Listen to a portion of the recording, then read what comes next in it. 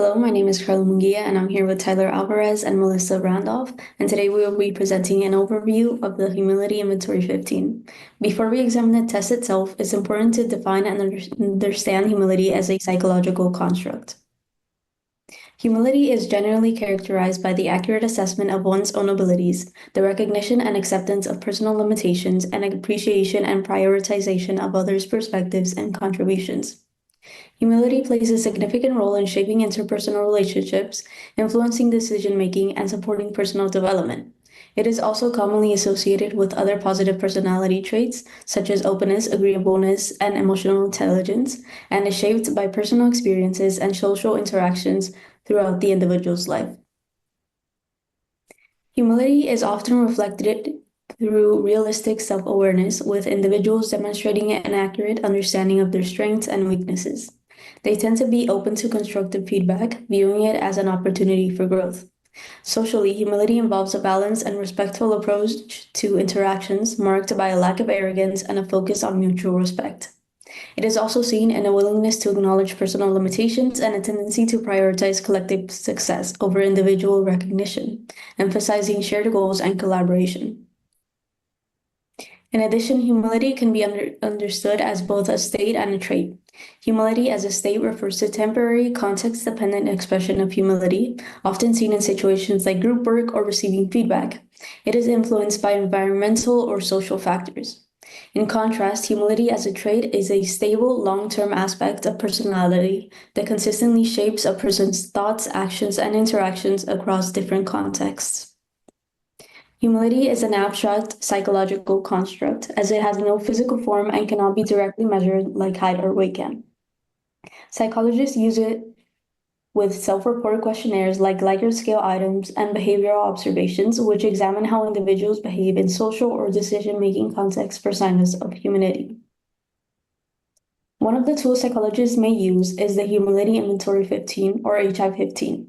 This tool consists of 15 items that assess humility to provide a holistic evaluation of humility across different dimensions.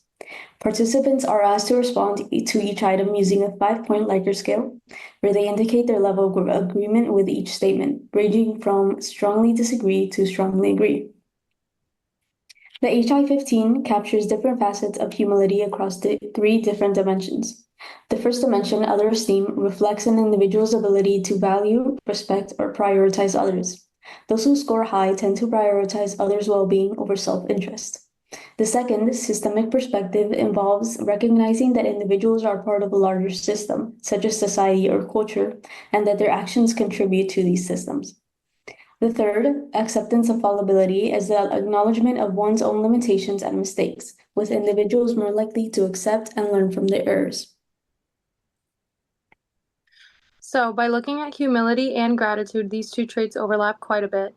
They both involve recognizing the value of others in our lives. Humility is about understanding that our success isn't just about us, it's about the people who have helped us along the way. Gratitude takes that a step further by actively appreciating and acknowledging that help. Both are low in self-centeredness, and they're synonymous to things like empathy and personal growth. Basically, they are traits that help us be more grounded and be more connected to the people around us. To actually measure gratitude, we used the gratitude questionnaire, specifically the 6-item form. It looks at how likely someone is to recognize and express gratitude. A couple of examples are statements like, I have so much in life to be thankful for, or I'm grateful to a wide variety of people. Participants respond using a 5-point scale, from strongly disagree to strongly agree. This was developed by McCullough, Emmons, and Sang back in 2002. All right, switching gears a bit, let's talk about depression in contrast to humility. While both can involve reflecting inward, depression comes with a lot of negative connotations. Things like hopelessness, low motivation, isolation, and cognitive difficulties. It tends to become negative, pulling people away from others and can perpetuate negativity.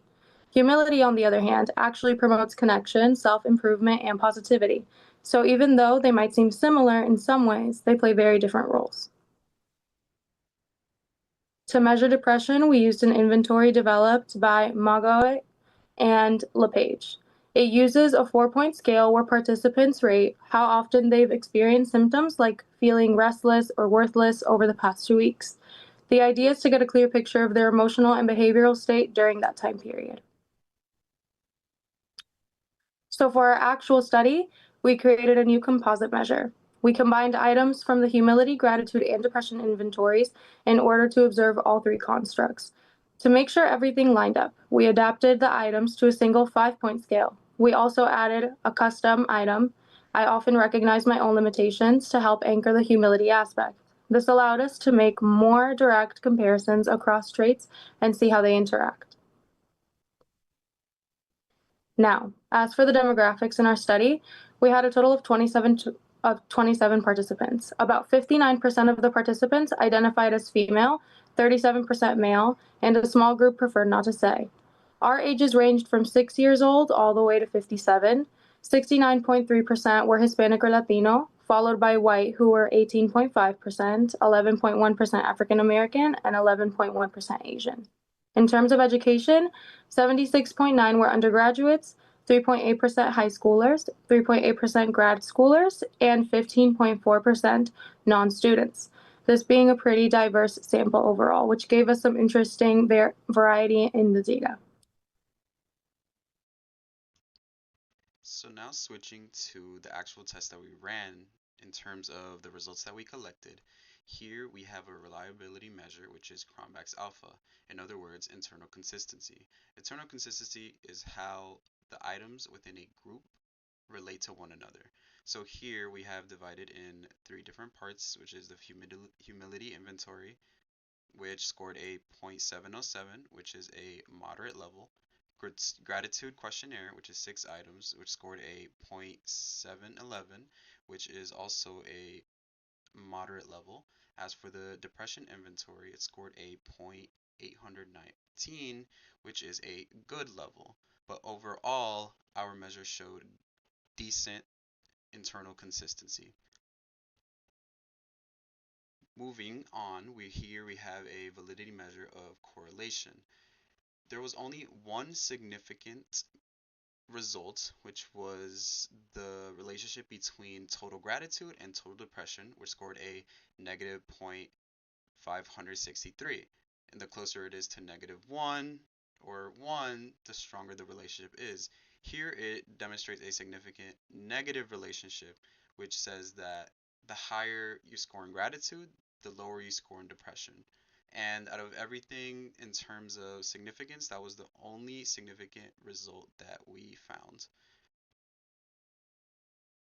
Moving on to confidence interval. The confidence interval provides the researcher an estimate as to where the general population was scored based on the information we collected.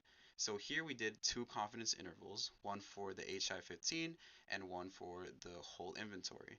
For the HI-15, we can confidently say, or we can 95% be confident that the true average score for humility on behalf of the population based on the sample is in between 3.96 to 4.29.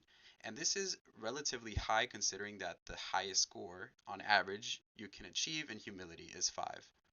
As for the confidence interval for the whole inventory, we can 95% be confident that the true average score for the whole inventory, for whoever takes the whole inventory, on behalf of the population would be in between 3.59 through 3.82, which is a lot lower when you compare the HI-15 in comparison to the whole inventory. So now we're going to be talking about the SEM, which is the standard error of measurements. And the standard error of measurement accounts for the error that can be found within an individual's response. The SEM that we calculated was 0.1897, saying that you can add or subtract that from a person's original score to find their SEM. So here we have an ANOVA that we ran, 2 factors being their gender versus the grouped items. The grouped items in this case is gratitude and depression, and we found no significance between gratitude and your gender, and there was no significance between depression and your gender. But there was some support for discriminant validity given the variability.